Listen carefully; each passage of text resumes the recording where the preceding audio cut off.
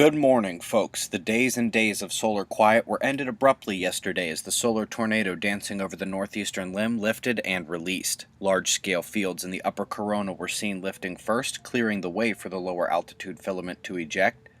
In a bit of a chain reaction event, this eruption was followed by a filament release to the south, likely triggered by the first release.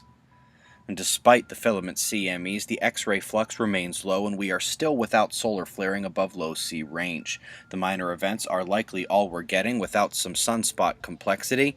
They are magnetically spread and simple. My eye goes to the limb for the next one. Solar wind. Amidst the intermittent denser waves, we also saw a speed rise late last night.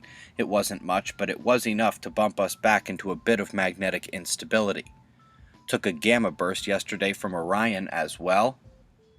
Coming over the northeastern limb, we now see the next coronal hole, and as you watch it come in here in 211 angstroms, let's confirm that the next earthquake uptick is approaching. Last one ended around the 28th, and we could be back in the swing of things as early as tomorrow. The interplanetary magnetic fields of that coronal hole are arriving at Earth now. Quick peek in on the polar ice. The Arctic has bounced back from their lows the last couple of years, but is on a month-long melt surge, and after smashing high ice records for 3 years in a row, the southern winter is highly affected by El Niño, which includes the stagnation event you see in July. Typhoon in the West Pacific, slowly skipping towards Japan while a new storm forms to the south near Vanuatu. East Pacific hurricane has matured and has decided it is going to take a run at Hawaii. Alert islanders. Over in the United States, the upper Midwest is going to get pounded again. Saskatchewan got smacked with tornadoes off this convergence, and the collision of air masses will drop severe weather tonight again. Over in Europe, it is that same Atlantic low creeping ever closer to the coastlines now. Weather shares, please.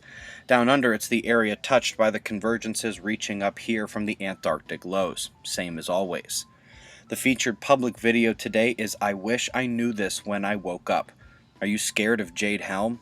HARP? Worried about a killer asteroid? Yeah, you better take a few minutes and watch that video. It is found in today's links, or you could just Google I Wish I Knew This When I Woke Up. Website members.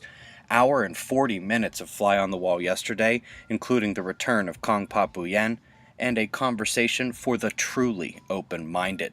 Watch how pressure dictates the current conditions, followed by shots of our star to close. It's 6:05 a.m. Eastern Time, and that's the news. Eyes open. No fear. Be safe, everyone.